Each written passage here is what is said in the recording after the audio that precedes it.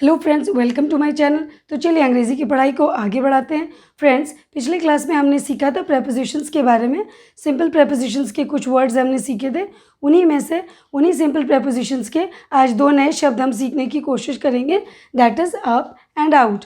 इनका इस्तेमाल वाक्यों में किस तरह से किया जाता है और इनका अर्थ किस तरह से वाक्यों में निकल कर आता है। यस फ्रेंड्स, तो चलिए पहले वर्ड की ओर चलते हैं, दैट इज़ यूपी अप। और एक बात फ्रेंड्स, यदि आपने हमारे पिछले वीडियोस नहीं देखे हैं तो फटाफट से देख लीजिए ताकि आपको आगे बढ़ने और पढ़ने में आसानी होगी। Yes friends, and if you do like my videos then please like and share with your friends and also subscribe my channel. Don't forget to press the bell icon button. Also if you have any queries you can drop it in the comment section and give your feedback too. Yes friends, तो चलिए class की ओर बढ़ते हैं। तो आज के हमारा पहला शब्द है यूपी अप। फ्रेंड्स, इसको सीखने के लिए मैंने कुछ उदाहरण लिख रखे हैं, कुछ वाक्य मैंने लिख रखे हैं जिसमें हम यूपी अप वर्ड का इस्तेमाल करेंगे और इसका अर्थ किस तरह से निकल कर आता है इसे जानने की कोशिश भी करेंगे। यस फ्रेंड्स, तो पहले वाक्य की ओर बढ़ते हैं। तो पहला वाक्य है they went up the hill.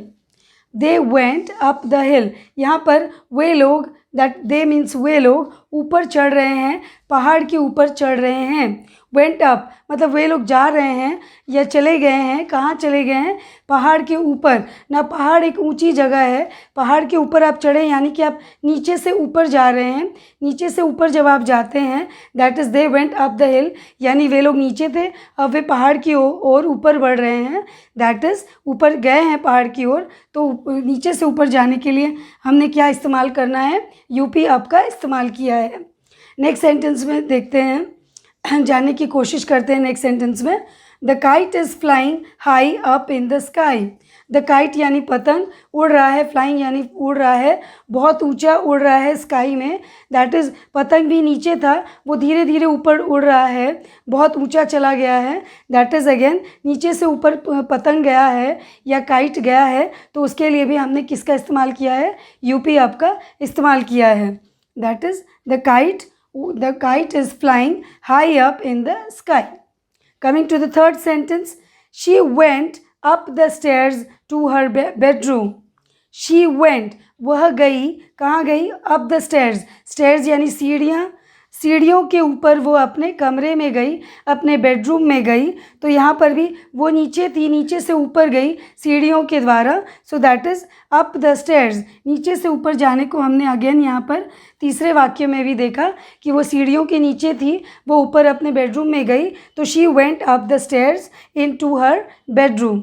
So this is what we see the use of U P up, that is नीचे से ऊपर जब हम जाते हैं, यहाँ पहाड़ के ऊपर चढ़ना, यहाँ पतंग नीचे से ऊपर, पतंग बहुत sky up in the sky उड़ रहा है, high in the sky, and then सीढ़ियों से आप ऊपर जब जा रहे हैं।